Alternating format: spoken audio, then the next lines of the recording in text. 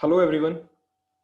अब हम बात करेंगे वर्ल्ड की सबसे ज्यादा बड़ी और तेजी से बढ़ने वाली इंडस्ट्री, नेटवर्क मार्केटिंग इंडस्ट्री के अंदर दुनिया भर में सबसे ज्यादा पढ़ी जाने वाली और फॉलो की जाने वाली बुक गोप्रो के चैप्टर 8 के बारे में। जी हाँ, अध्याय 8 जो है स्किल नंबर 5 के बारे में।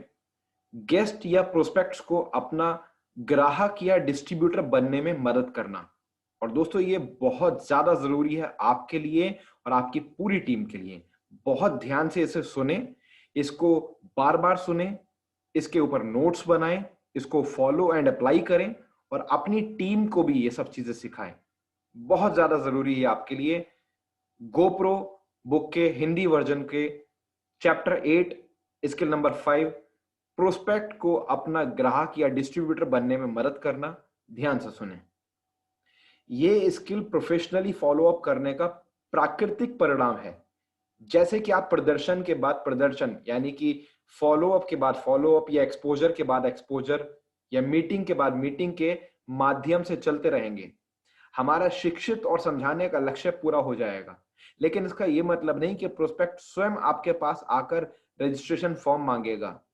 उसके निर्णय का मार्गदर्शन करना आपका काम है। इस क्षेत्र में सफलता की कुंजी अच्छी मुद्रा रखना और अच्छे सवालों का संयोजन है, यानी कि अच्छे क्वेश्चंस का कॉम्बिनेशन। अच्छी मुद्रा का मतलब कि किस स्थिति से आप खुद को रखते हैं। आपके शब्द और कार्य प्रोस्पेक्ट को आपके अवसर में शामिल होने में अधिक आत्मविश्वास महसूस कराने में मदद करेंगी।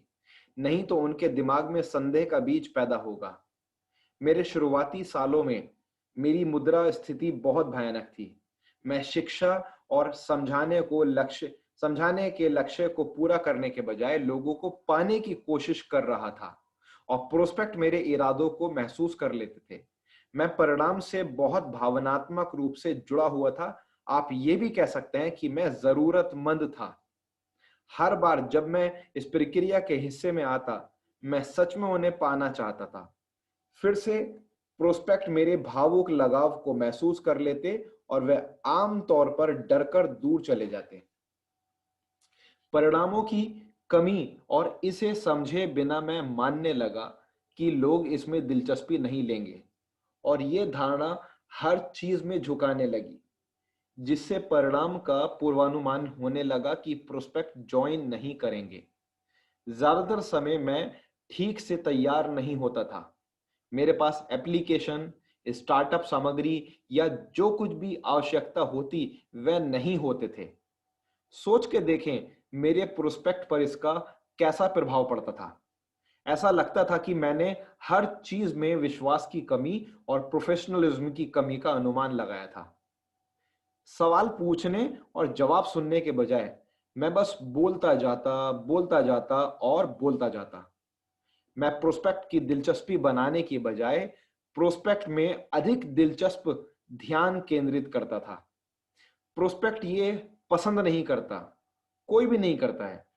इसलिए फिर मैंने प्रोफेशनल्स के अपने पैटर्न का पालन किया। मैंने देखा कि सबसे अच्छे प्रोफेशनल्स क्या करते हैं और उनके जैसा करना शुरू कर दिया। मैंने उच्च परिणाम लोगों का इंटरव्यू लिया, यह जानने के लिए कि वह क्या अलग करते हैं, और धीरे धीरे मैंने अपने नजरिए में खामियों को देखना शुरू कर दिया। सबसे पहले मैंने सीखा कि प्रोफेशनल्स परिणामों से भावुक नहीं होते। अन्य शब्दों में, उनका लक्ष्य शिक्षित करना और समझाना जो प्रोस्पेक्ट को निर्णय लेने में मदद करें, जिससे उनके जीवन पर सकारात्मक प्रभाव पड़े। वह जरूरतमंदों से अलग होते हैं। वह किसी को पकड़ने की कोशिश नहीं करते, वह ईमानदारी से उनकी मदद करने की कोशिश करते हैं। दूसरे, वह अपने नजरिए को बहुत मानते हैं। वह उम्मीद करते हैं कि प्रोस्पेक्ट इसमें शामिल होगा, क्योंकि उनको विश्वास होता है कि प्रोस्पेक्ट को इस अवसर से लाभ ही मिलेगा। उनमें से कुछ चौंक जाते हैं जब कोई व्यक्ति उसमें शामिल होने का मना कर देता है।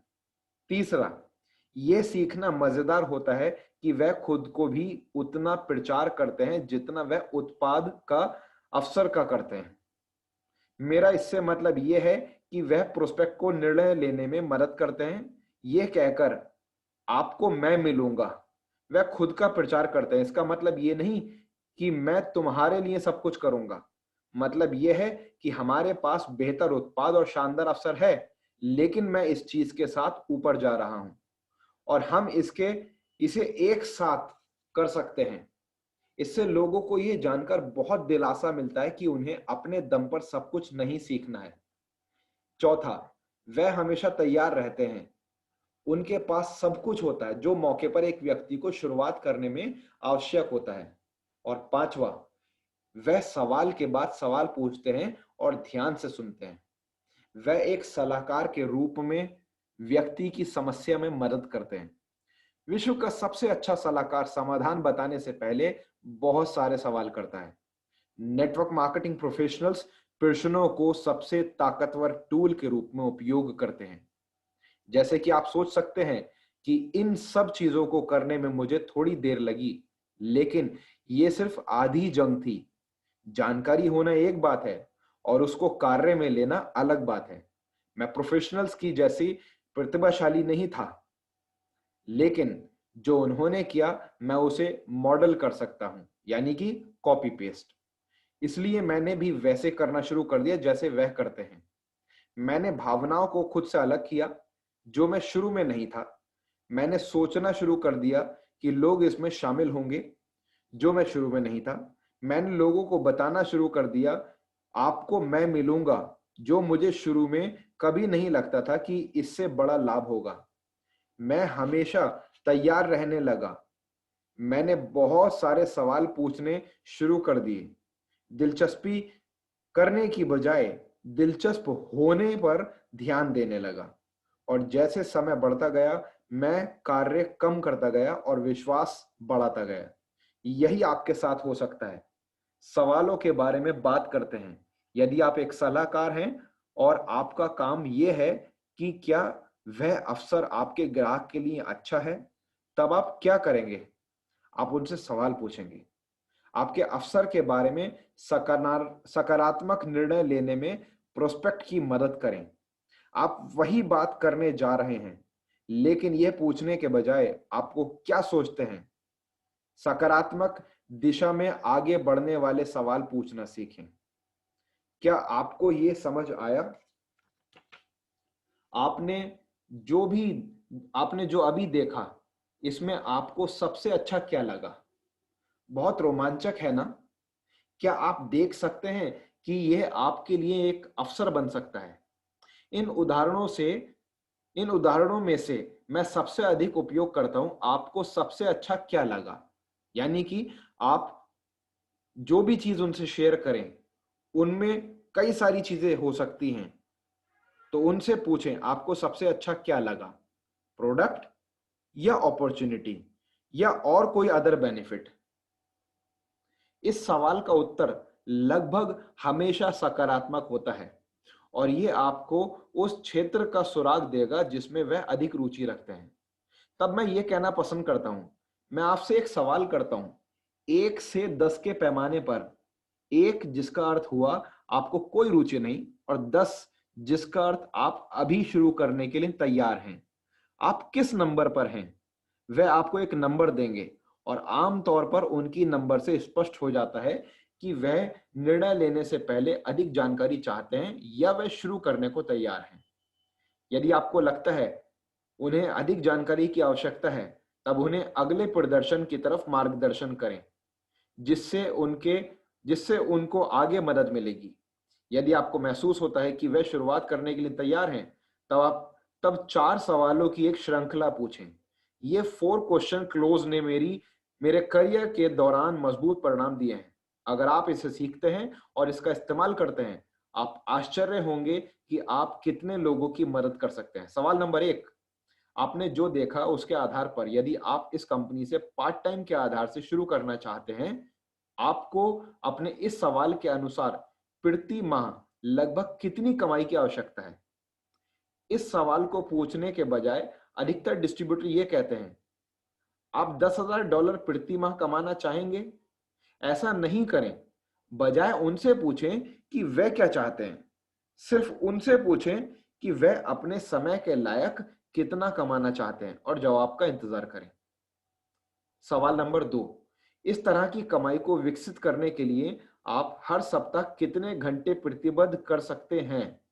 प्रतिबंध कर सकते हैं, कमिटमेंट कर सकते हैं। जो भी आप कमाना चाहते हैं उस कमाई के लिए कितना वक्त लगा सकते हैं। अब वह अपने मानसिक कैलेंडर को देखेंगे कि वह इतना पैसा कमाने के लिए कितना समय निवेश करेंगे। सवाल नंबर 3, इस तरह की कमाई को विकसित करने के लिए आप कितने महीने, इतने घंटे काम करेंगे? कितने महीने के लिए जितने घंटे आप बता रहे हैं उतने घंटे कितने महीने के लिए आप काम करेंगे? इस सवाल से वह अपने प्रतिबंध के बारे में सोचेंगे यदि वह पहले सवाल वाली कमाई चाहते हैं।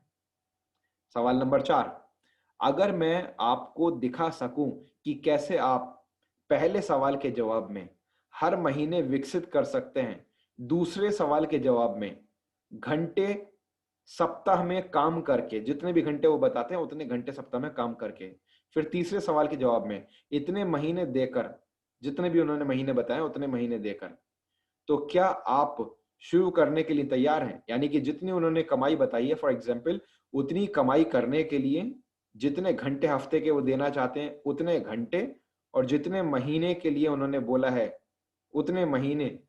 फिर आप बोले तो क्या आप शुरू करने के लिए तैयार हैं? अगर इतनी कमाई इतने घंटे हफ्ते के देकर इतने महीने के अंदर आप इस इनकम पर पहुंच सके और मैं इसको आपको प्रूफ कर सकूं, दिखा सकूं, आपको एक्सप्लेन कर सकूं, तो क्या आप करने को तैयार हैं? अधिकतर समय आपको इस सवाल का सकारात्मक जवाब मिलेगा। और जब लोग कहते हैं जरूर मुझे दिखाओ कैसे, आप अपना कंपनसेशन प्लान यानी कि बिजनेस प्लान दिखा सकते हैं और अपने लक्ष्यों को प्राप्त करने के लिए एक उचित योजना तैयार कर सकते हैं। बहुत कम मौकों पर लोग आपको खराब नंबर देते हैं। वह कह सकते हैं कि वह 1 महीने के लिए सप्ताह में 2 घंटे काम करके $10,000 कमाना चाहते हैं। यह अक्सर नहीं होता है, लेकिन कभी कभार ऐसा जरूर होता है और आप उस स्थिति का सामना करते हैं, तो आप एक सलाहकार के रूप में कार्य करें और कहें मुझे खेद है, मुझे अफसोस है, लेकिन आपकी उम्मीदें बहुत ज्यादा हैं। आप हर महीने $10,000 प्राप्त कर सकते हैं, लेकिन आपको अधिक घंटे और अधिक महीनों के लिए प्रतिबंध यानी कि कमिटमेंट करना होगा। अगर आप उन उम्मीदों को बदलने के लिए तैयार हैं तो हम बात कर सकते हैं। अगर आपको चौथे सवाल का सकारात्मक जवाब नहीं मिलता है तो ठीक है, इसका मतलब यह है कि प्रोस्पेक्ट तैयार होने से पहले और प्रदर्शन देखने की आवश्यकता है। अगले प्रदर्शन को बुक करें, यानी कि नेक्स्ट उनसे मीटिंग के लिए डेट एंड टाइम फिक्स करें और ये प्रक्रिया दोहराते रहें जब तक वह तैयार नहीं हो जाते। क्योंकि हमेशा याद रखिए, follow up and follow through तब तक चलता है जब तक या तो आप जिंदा या आपका गेस्ट या प्रोस्पेक्ट जिंदा, यानी कि हमेशा जब तक वो आ ना जाए। तरीके बदलते हैं बट ये प्रोसेस हमेशा रहता है जब तक कि वो आपके साथ आ ना जाए। ये स्किल अभ्यास से आएगी, लेकिन ये वह स्किल है जो आपके पूरे करियर में आपकी मदद करेगी। यदि आप बहुत से लोगों को बताकर और उनकी कोई कार्यवाही नहीं देखकर थक गए हैं, तब यह आपकी मदद करेगी। इस पूरी ऑडियो को बार बार सुनें, इस पर गौर करें, इसे फॉलो एंड अप्लाई करें, अपनी पूरी टीम को सिखाएं, क्योंकि ये उस इंसान की सलाह है, उस इंसान का ये लिखा हुआ तजुर्बा है जिस इंसान को आज नेटवर्क मार्केटिंग इंडस्ट्री के अंदर लगभग 150 से ज्यादा कंट्रीज के अंदर एक टीचर के तौर पर फॉलो किया जाता है, पढ़ा जाता है, इज्जत के साथ माना जाता है, और जिस इंसान ने खुद अपने आप को इस इंडस्ट्री के अंदर मल्टी अरबपति बनाया, यानी सैकड़ों करोड़ रुपया उन्होंने, इंडियन करेंसी के अकॉर्डिंग अगर मैं बात करूं तो सैकड़ों करोड़ रुपया कमाया और एक बहुत बड़ा नाम इस इंडस्ट्री के अंदर दुनिया में वो बन चुके हैं। मिस्टर एरिक वोरे के ये तजुर्बे से सारी चीजें आपसे शेयर की गई हैं। इसको अपनी पूरी टीम से जरूर शेयर करें। Thank you so much.